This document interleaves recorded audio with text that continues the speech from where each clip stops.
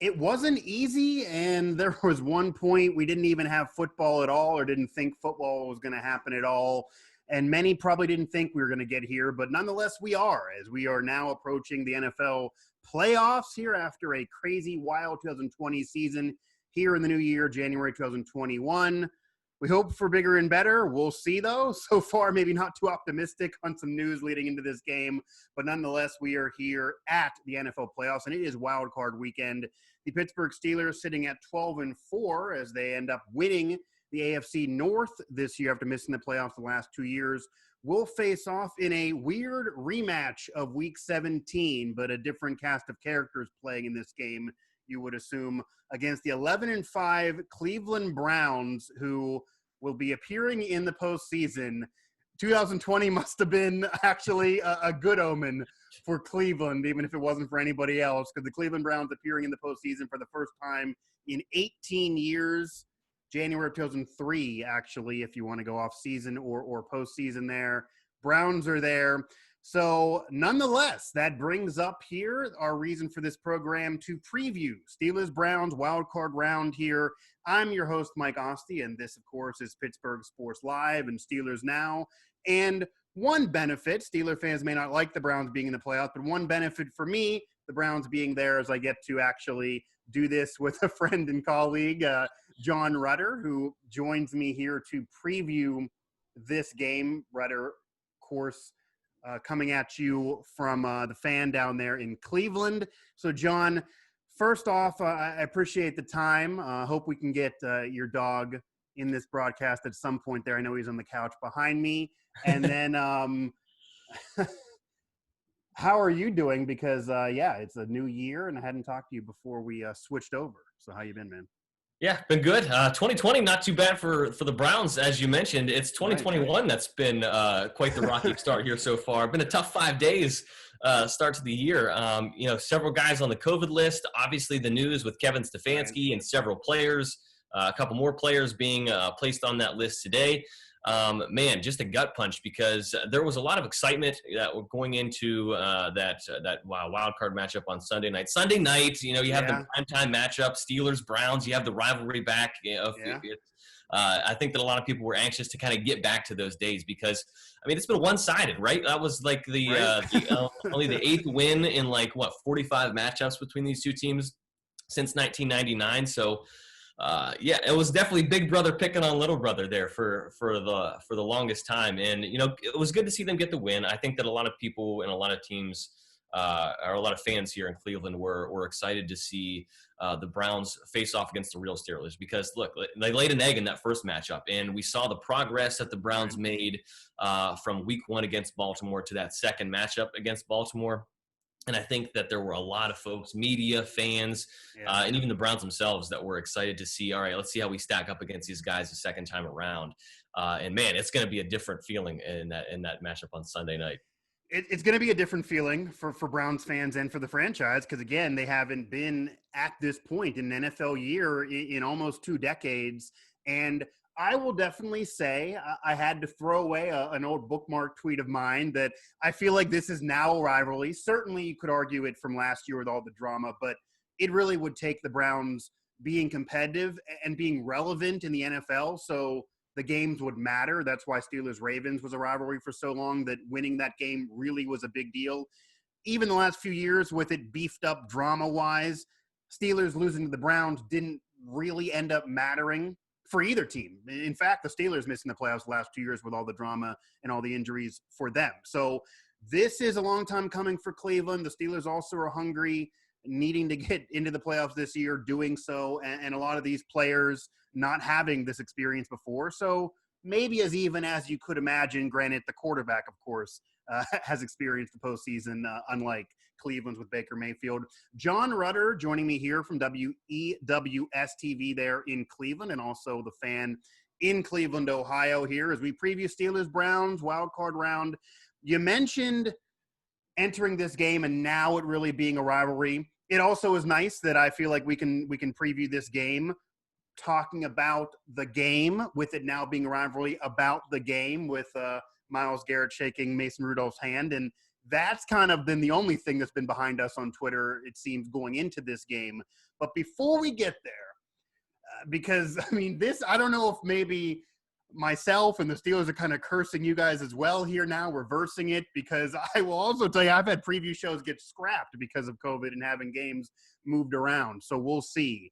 But obviously, Cleveland dealing with COVID-19. You mentioned the news of the day. We can't even guarantee there's not going to be news again tomorrow. And it's been an issue for Cleveland the last couple weeks. I actually said on our post-game show after the game that while I felt like the Browns were the most favorable matchup for the Steelers on the field, it's probably the worst matchup for the Steelers in terms of dealing with COVID-19. And as you know, the Steelers have had games moved and have basically lost a bye week and have dealt with COVID as well this year. But recently it's so much of the Browns.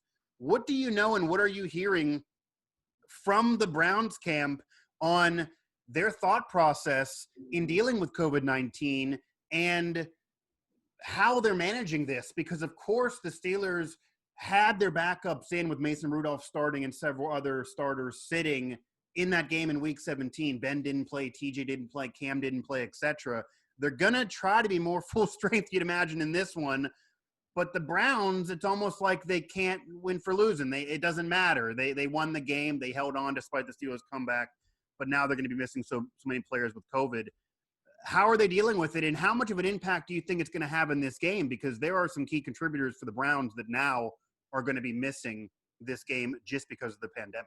Yeah, you talk about role reversal, right? It was, the Browns starters versus the Steelers backups last week, and it's going to be the reverse situation this week. You're probably going to have a lot of guys in reserve roles that are seeing a lot of playing time for the Browns this week. Look, that was I think what was very interesting, and it did catch my attention yesterday when Kevin Stefanski was giving media briefings yesterday, and he was talking about Denzel Ward, because a lot of attention has been focused on Denzel, a big key part of that secondary. Right. We know the Steelers' passing game is going to be a strength for them, and he was put on that list last Thursday, I believe, and you're supposed to be for 10 days. So the expectation or the hope was that Denzel would be available, and Kevin was very, very tight-lipped about who could potentially be available, what would transpire from here, what coaches could potentially be back. And then lo and behold, the next day he's diagnosed with COVID, test positive. Which the hope is that it would be potentially a false positive. But, you have you have Bitonio that's diagnosed or that test positive. You have Kadero Hodge that test positive. Look, and Joel Bitonio, probably one of the bigger impacts right there that for that Browns offensive line. His loss is really immeasurable up front, not only in the run game, but keeping a guy like Cam Hayward off of Baker Mayfield's back. So you know that Cam's going to be pinning. Didn't see him in Week 17, right? Exactly, right. And so that just adds another layer to all of this. So look, this is a huge loss because Kevin's going to be able to participate in the Zoom meetings throughout the week. He's going to he's the calmest. I mean, one thing that has been very impressive to me is how calm his demeanor is. He doesn't get too high, doesn't get too low. So he's going to be calm and cool and collected throughout the week. But the biggest impact is going to be not having him and not having that there on the sidelines. Alex Van Pelt's going to be calling plays. Hasn't called plays so far this regular season. He called plays during the preseason, but that duty fell to Stefanski during the regular season. And then you'll have your special teams coach Mike Prefer as the acting head coach. So it's just going to be a weird, disjointed situation. You're not sure if you're going to have Denzel back. And kudos to you for saying let's do this on Tuesday as opposed to yesterday, because we had to scrap it and probably do it tonight anyway. So. This is not my first rodeo dealing with pandemic shows. That was basically my immediate thought process. Is we had a couple days here. I wanted to get this released a few days before the game, of course, and I thought, well, COVID news, because again, that was the case last week, and honestly, this isn't going to be the topic of this show, but it does lend a whole conversation to not really having any idea what the NFL is doing, because I've had games moved 3 times in terms of my coverage for Steeler games this year because of contact tracing, but yet that did not have any factor in Week 17's game. and doesn't seem to be factoring in this. I guess the only but maybe the only smart thing the NFL did, even though it's annoying to us covering it in terms of trying to sleep before Monday morning, is that pushing it as far as you can in the weekend of games, that at least you almost got a bumper that morning with something, with it being Sunday Night Football. So who knows? But yeah, COVID definitely a factor here, and that's clearly just on the Browns side. The Browns having more issues with COVID than the Pittsburgh Steelers going into this game. But Joe Hayden ends up not being able to appear in the postseason against his former team because of his positive COVID test. And we know his opinions. If you just search him on Twitter, he's quite upset. And actually, to Browns fans' credit, it seems like Browns fans are even upset about it, that he was a player they wanted to see have this moment too. And then Eric Ebron, a question mark because of contact tracing. So you don't know. Again, we certainly could have different news going into the game with other players missing, and losing anything from the offensive line to the Browns is certainly going to be a factor in this because of what they do with that two-headed monster, and even tried to do in Week 17, and were mostly efficient, leading them to that 24-22 victory, in which they almost let the Steelers come back and win with Mason, which would have been catastrophic, I'm sure, around Cleveland parts if that would have occurred. To your point, you saw how essential a guy like Denzel Ward could be, right, or would be for the Browns on the back end, because Mason Rudolph, no disrespect to him, he's no Ben Roethlisberger, and was still out there throwing the ball very, very well. Right. So that just shows the impact and how much these guys are going to be missed in certain spots. Contact tracing is the big thing that we're going to be paying attention to here over the next 24 hours. You hope it's not a community spread situation. Right, exactly. And that's what I was going to kind of get at. It almost is, yeah. Yeah, because I think the key for the Browns is that they are getting that, and they're whatever their contact tracing determined was that this was coming from outside the organization. So it wasn't players and coaches passing it back and forth, which was a situation that the Ravens found themselves in, which was why that game was postponed. Right. So that's not a situation that they are in right now. But again, that testing is happening right now, or happened this afternoon. So who knows what the results from that could potentially yield. J.C. Treader did say on a conference call this afternoon, he's the Browns offensive lineman, he's the NFL PA rep for the Browns, that he did expect the facility to be closed again tomorrow. They weren't practicing today, but they were supposed to get back on the field tomorrow. And by all indications, it looks like the facility is again going to be closed in Berea on Wednesday. So it doesn't look like they're going to get back on the practice field anytime soon right now. And that's the thing that gets to me. I don't know how you can go into a postseason game with a team not really being able to practice. This will be 2 weeks almost, too. Yeah, and they didn't practice last week. Now, I can kind of understand trying to get Week 17 in no matter what, even though it meant a lot to the Browns. But a playoff game, I don't know how that's going to work. Jon Rudder of WEWS-TV in Cleveland, Ohio, and the Fan there in Cleveland as we're previewing Steelers-Browns Wild Card Round. It's a throwback to when we were kids in the early 2000s. Yeah, as that was actually, talk about a Steelers almost comeback in Week 17. That was a comeback, as that was a game that many remember throughout NFL history in postseason lore. Maybe the Browns not so much, as they want to turn their fortunes here this coming weekend. Now, COVID's not, we can't do anything about it. It's certainly an animal that every team has to deal with this year, and both teams have been affected this year. Certainly the Browns have issues going into this game. But in terms of players that are going to be there, because this is going to be your varsity versus the Steelers varsity as much as you can be outside of COVID-19. One major thing that we just talked about here is the Browns running game against that Steelers defense. And you touched on it. It is going to be what the Browns want to do. Clearly, Baker is going to try to throw as well, but they are a run-first team. They're a run-heavy team, and it worked a little bit in Week 17. It's worked most of this year to get them into the postseason. But the Steelers' pass rush has been one of the best in football the last several years. They managed to increase their sack record against the Browns in Week 17, despite not having pretty much anyone who got a sack most of the season. How do you think that's going to be in this game? Will it be different with Cam Hayward, TJ Watt, Vince Williams, Stephon Tuitt, etc., all there full steam? And will that still be a Brown strategy, or do you think they may go away from it a little bit more when you have potentially the Defensive Player of the Year coming at you and so many sack monsters there against that Browns offense? It should be their strategy, even though Right. that you're missing a guy like Joel Bitonio. I don't think that you can shy away from that, because you've got two guys like Kareem and Nick who have just been so steady all season long. And look, that when you're able to run the ball, and I know that gets exponentially difficult when you're missing a guy like Joe Bitonio. Yeah. They've also they put Nick Harris on an offensive lineman on the injured reserve as well. So further impacting the depth on the offensive line. Look, that needs to be something that they establish, because if you are able to run the ball, when you're able to mix in a little play action for a guy like Baker, when you're able to move him out of the pocket and get him away from guys that are coming at him like Cam, like Stephon, like TJ Watt, you're setting him up for more success. That way he's able to find a guy like maybe Nick Chubb or Kareem Hunt in the flats or something like that, or his tight end Austin Hooper over the middle. If you're able to move the pocket, he really likes Hooper. He does, and that's. That's going to be one of his safety blankets, I think, when you have guys that are coming at you full tilt, like you mentioned. So that should absolutely be their strategy, and it has been all season long. The thing that is the most interesting and why and what confuses me the most, and I'm willing to chalk this up to COVID, because we saw the catastrophe that was the Jets game when you're going to New York and you're losing your entire wide receiver room.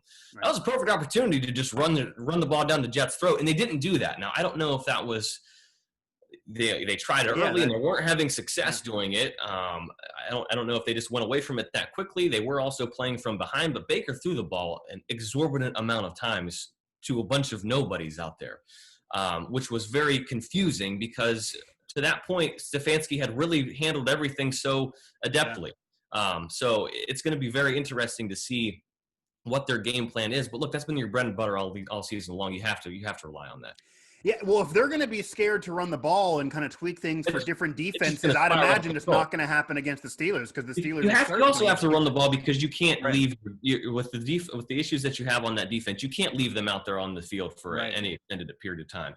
It's not just Denzel Ward. They're missing Olivier Vernon. He tore his Achilles on Sunday, so he's going to be out. And Olivier's been a key part of that defense all season long, particularly from the point of when Myles Garrett was out with COVID-19. So you're missing him on, in the defensive backfield, on the defensive line. They're also missing a number of key linebackers. Grant Delpit never saw the field this year. He was their top draft pick that they were hoping to give them some help on the back end. And then Kevin Johnson, who was, a reserve cornerback, but was also playing pretty admirably there. He also missed the game on Sunday. So, there's a number of reasons why you don't want that Browns defense on the field any longer than they have to be, especially with the team with a lot of firepower like the Steelers. So the key to doing that is running the ball. It is, although a lot of firepower like the Steelers has also been Steelers. You mentioned weird moments. Doesn't matter, though, because the points can go up quickly. Yeah, that's true. They can, but there's also been weird moments for the Steelers going back to maybe the first half of that Colts game when it looked like they couldn't move the ball at all despite all the firepower being there. So this is one of those games you don't really know. I'd be curious to know, though, your thoughts on Steeler fans certainly believe this be a favorable matchup for Pittsburgh, just in terms of the way the Browns work, not only the history of the rivalry, but even matching up Ben versus Baker. And for all Ben's faults, and we'll get to that in a moment, kind of evaluating the quarterbacks, but for all Ben's faults during his negative moments, his numbers actually are right there with Baker. I mean, you look at these numbers between these two this regular season, very, very similar. And that does include a game being missed by Ben there in Week 17. So thoughts on this matchup from the Browns' perspective? Do you feel this was a favorable matchup for Cleveland? This was an expected matchup going into the weekend, but there were other options. I mean, favorable, I would say no, and just taking into account the fact that how things went in that first matchup with the Steelers. Okay. And all of the looming, I feel like that was 3 years ago. Right. It does. And I mean, that was the first thing that popped in my mind when the thought of playing the Steelers in the playoffs. I mean, I remember that game. It was January 2003. It was a snowy day at Heinz Field. Kelly Holcomb was in at quarterback. He replaced Tim Couch in the final game of the season. Right. And I remember, Dennis Northcutt dropping what would have been a first down pass that could have put the game on ice, and it just opened up the door for the Steelers. So you have all of that weighing on you as a fan. Now, fortunately, this team and these players in that locker room, they don't know any of that. They're not bearing any of that burden. But, to your point, I would say that, it's not necessarily the most favorable matchup because this team, I think that they kind of arrived a little bit early. I didn't expect them to go 11-5 this year. I didn't expect them to make the playoffs. I did expect them to make some progress and show some signs of growth under Kevin Stefanski. And look, as cliche and I know that a lot of people don't buy in a whole lot of stock in that, but teams do have to learn how to win. And that was something that Hanford Dixon talked about on our postgame show several times. And I remember asking him point blank one night, look, is there any credence to that, or is it, a load of junk? And he said, no, it's he said it quite colorfully, Hanford being the guy that he is. But he said, no, you absolutely have to learn how to win. And, it's almost like a one step forward, two steps back kind of thing.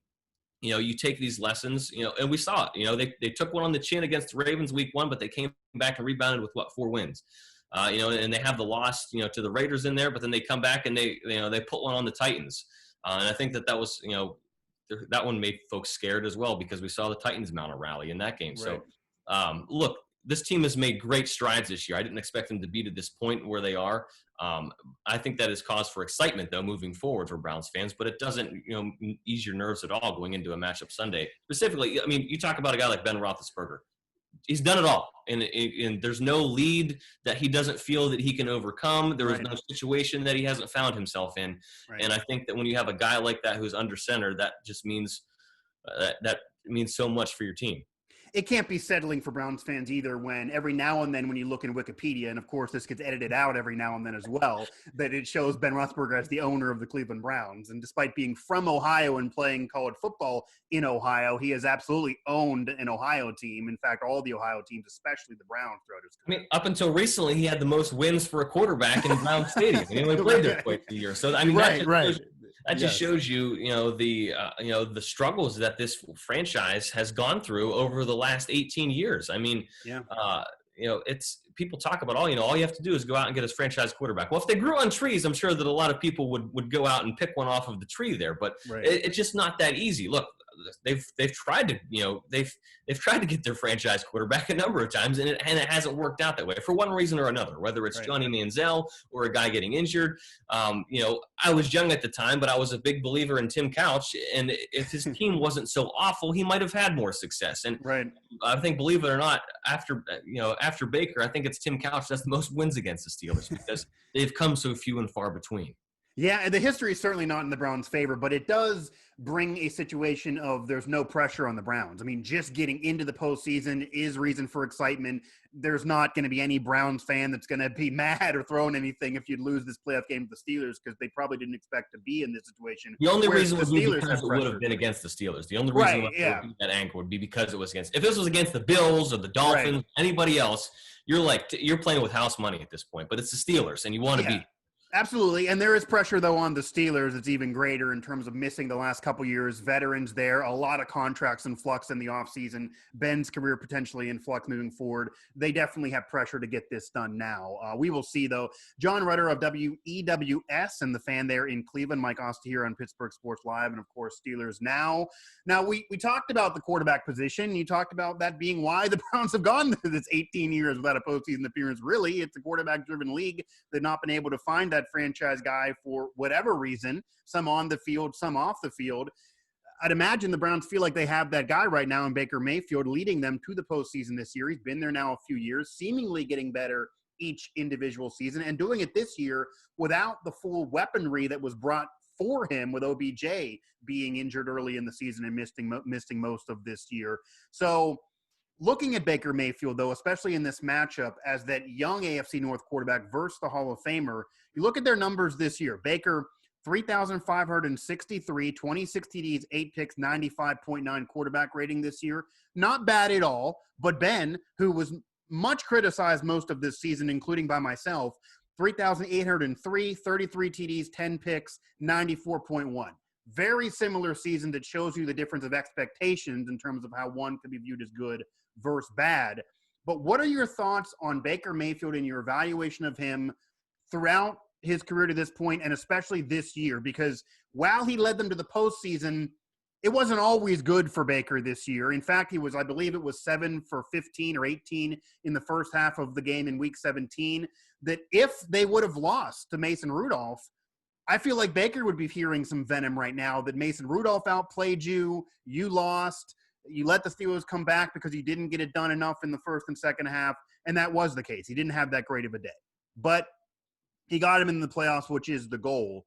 But what are the thoughts about Baker Mayfield as the future of the Browns franchise from Browns fans? Because even though they've had the most success as a team, individually, it's far from locked up in terms of a comparison to other young quarterbacks out there. When you even look at Lamar and already being an MVP candidate, Baker still seems far from there, but was able to lead this Browns team to the postseason nonetheless.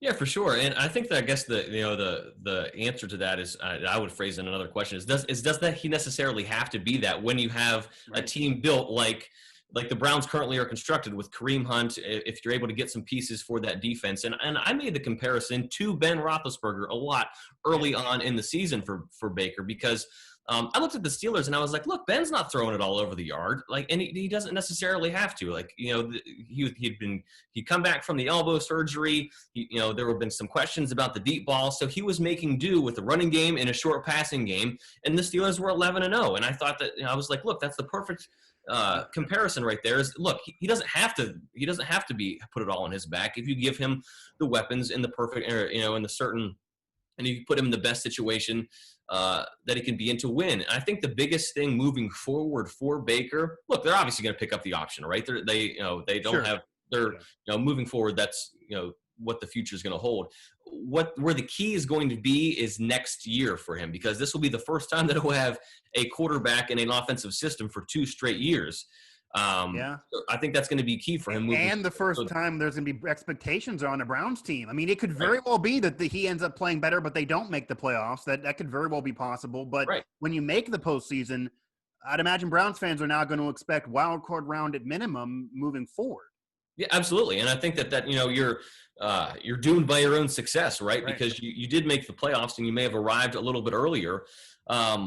Because look, you look around the AFC North, I don't think that any of those teams in the AFC North are going to be getting much worse over the next couple of seasons. I don't think the Steelers are going to drop off dramatically. You mentioned the contract situations that they're going to be facing with the potential of Ben's, career looming over them. But I don't see the drop-off for them being terribly dramatic, because it's an organization that prides himself on stability like the Steelers.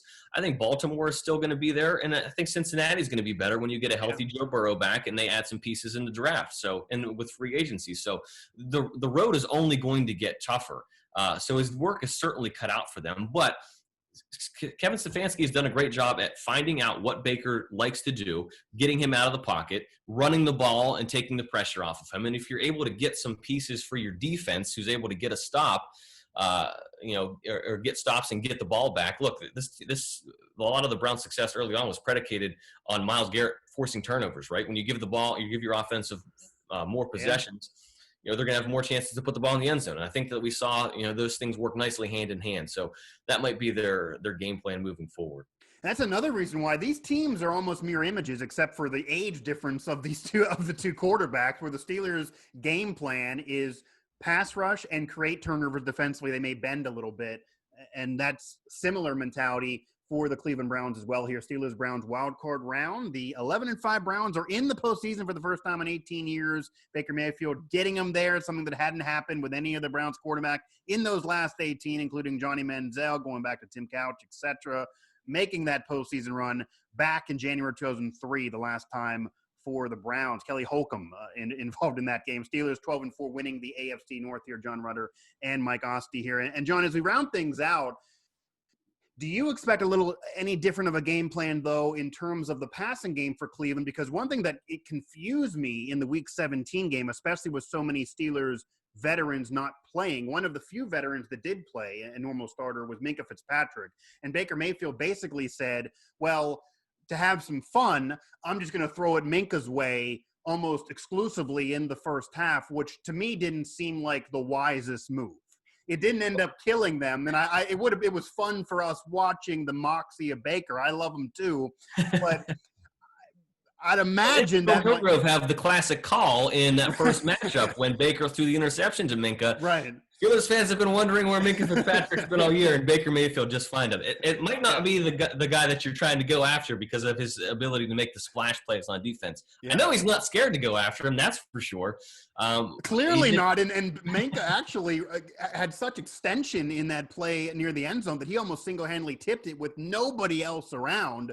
So he's certainly up for the challenge. And I know that when we asked him most of the season, how are you going to be involved and be a Defensive Player of the Year candidate again if teams just avoid you? And his answer always was, I'll find a way. I'm going to get there.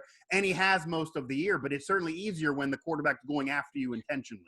Yeah. Do you expect any different strategy, maybe any pulling aside of Baker? Hey, look, that's fun for the backyard, but if we're trying to win this game, that might not be the best game plan.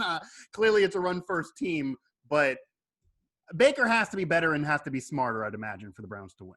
He does, and he knows that. I think that he saw, he was given, a harsh dose of that during that Jets game with all of the fumbles. Typically we might associate with some of the interceptions that we've seen him throw. But I think that he was given a little bit of a dose of humility during that game because of those issues just popping up repeatedly. I think that might be the game plan going in to say, hey, we don't necessarily want to be winging the ball all over the yard in the direction of Minka Fitzpatrick.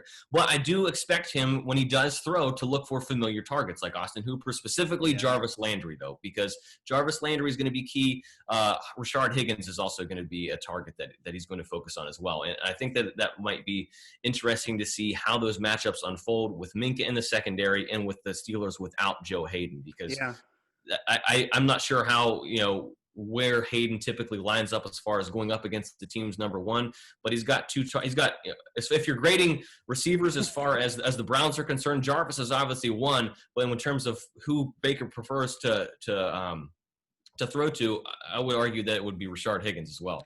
And Joe Hayden's had his negative moments this year, but he certainly is somebody that can come up big at different times. And Minka kind of floats around like Polamalu. So Hayden a lot of times ends up in that coverage, Steven Nelson too. And Steelers are depleted there because of COVID and also missing potentially Eric Ebron, the security blanket they would not have that the Browns rely on so much with a very similar offense in a way here.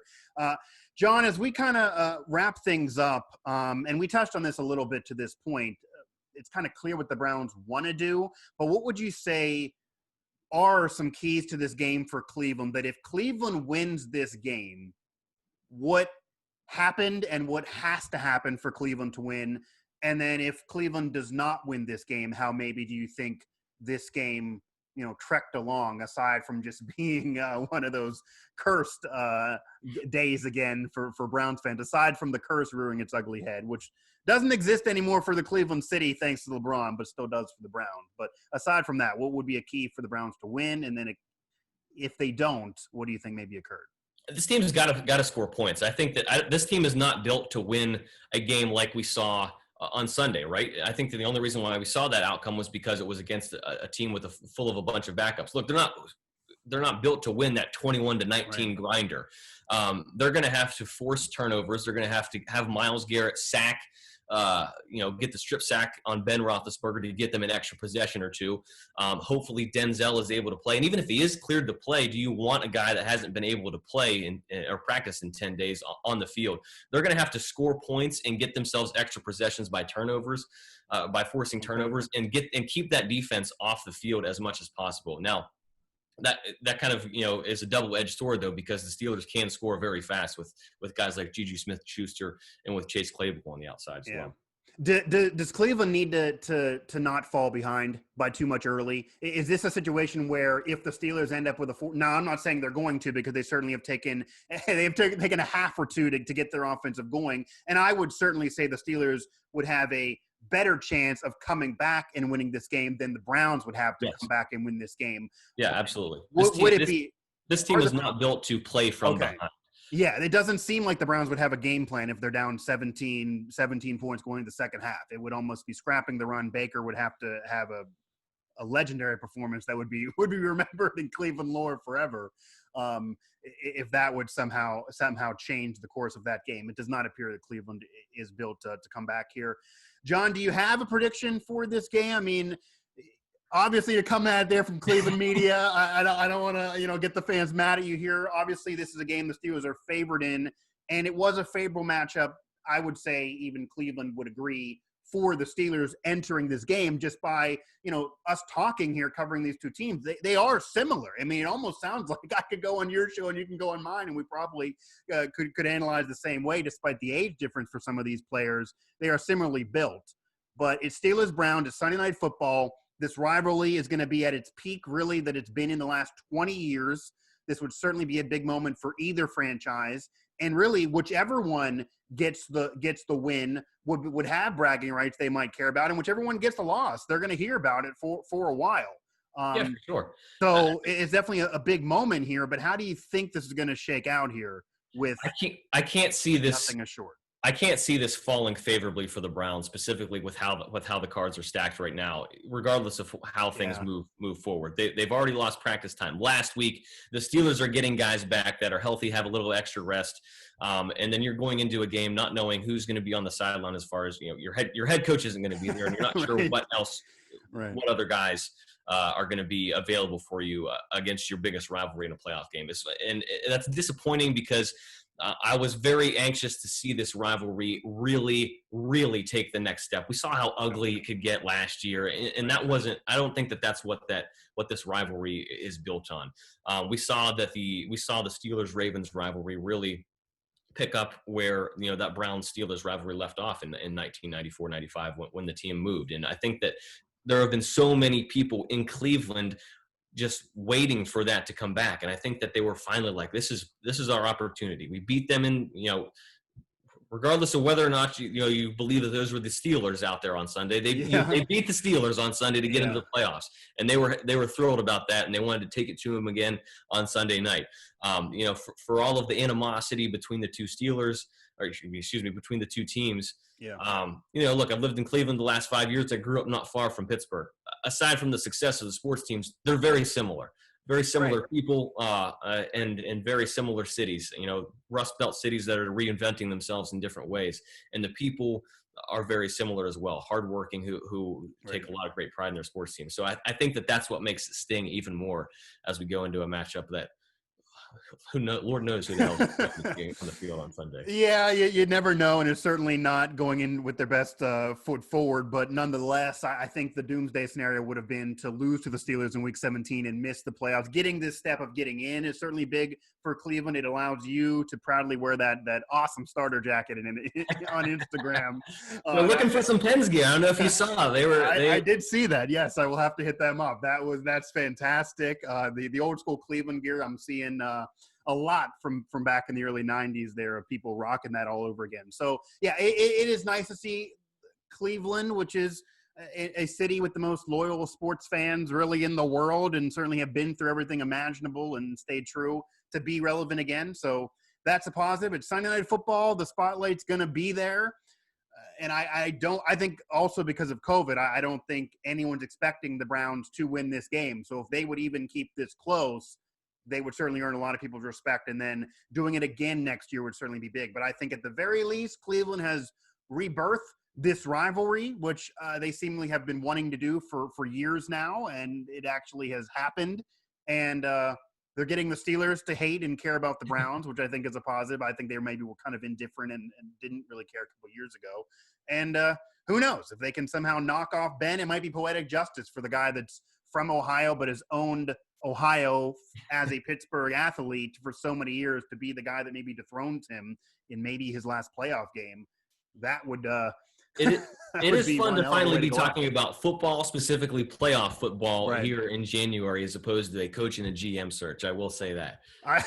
We will get there. I'm sure we will get there soon enough. But yes, I'm sure that is nice for you there.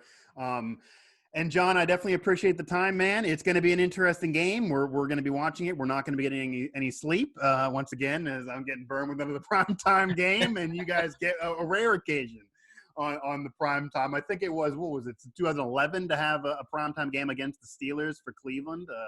It's been a while. So regardless how it's happened, it's happened. Steelers-Browns. Cleveland Browns 11-5. They get in as a wild card. The Steelers win the division at 12-4. Only a one-game difference between these two clubs this year, which almost seems hard to believe with the differences of their season. But I don't know how much of a Week 17 preview that really was, because this is definitely going to be a different Steelers team coming at the Browns for this first round.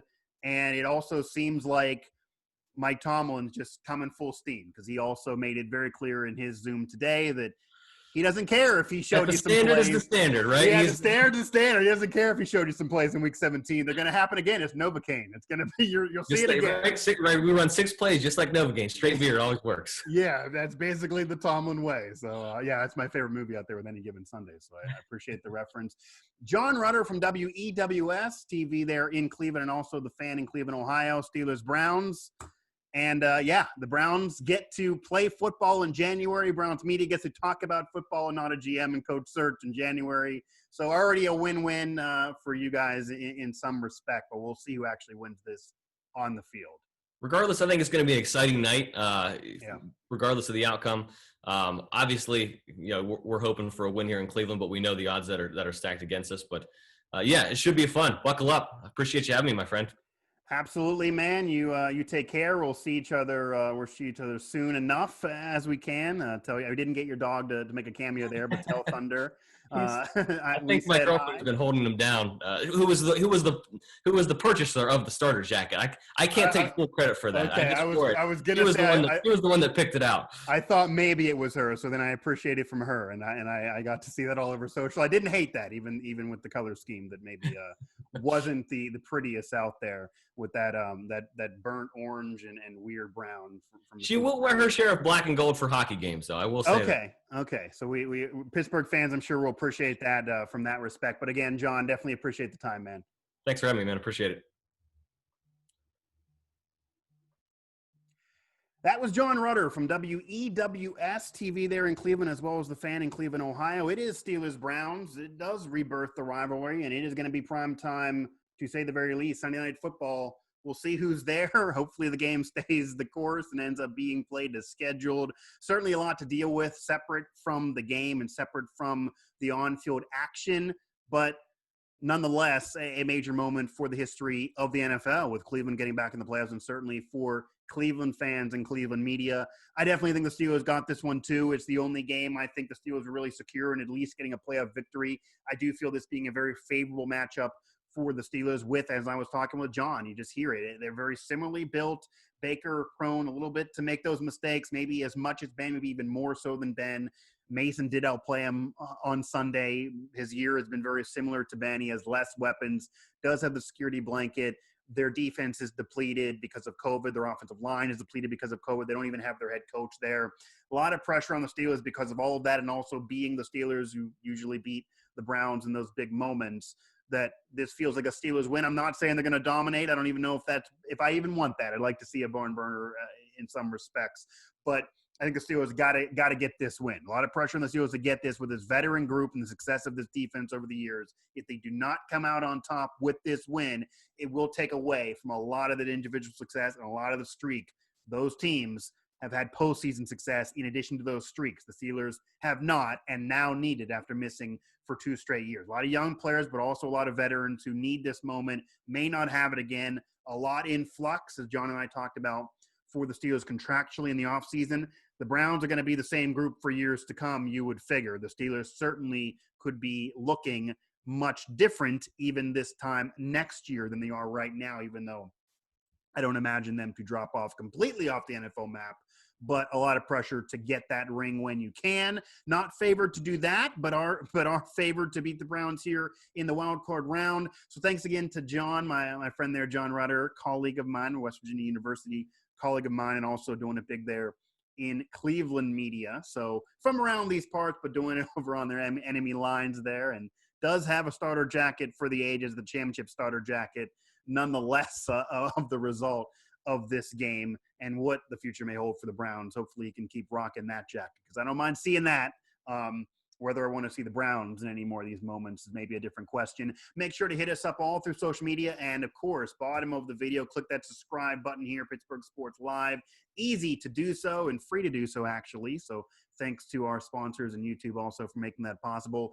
Pittsburgh Sports Now, the mothership. Follow us all throughout the Now family of networks. Of course, Steelers Now, WV Sports Now, Pittsburgh Golf Now, Pittsburgh Hockey Now, as John mentioned, with the Penguins season very, very close to getting underway, and maybe some starter jackets in Penguins colors would be nice to see with that puck about to drop. And of course, Nittany Sports Now as well, our newest member of the Now family. Follow us at PGH Sports Live on Twitter and at PGH Steelers Now on Twitter here for the site. Steelers Browns, wild card round. It's a playoff game between Pittsburgh and Cleveland. You don't get to hear that often. Sunday Night Football. There's tons of reasons to get excited. We'll see what the result may be, but either way, it's good for the league. It's good for this rivalry. The rivalry is back either way. And the pressure is on Pittsburgh to, get the job done, because certainly it would be a big moment, to say the very, very least, if they do not.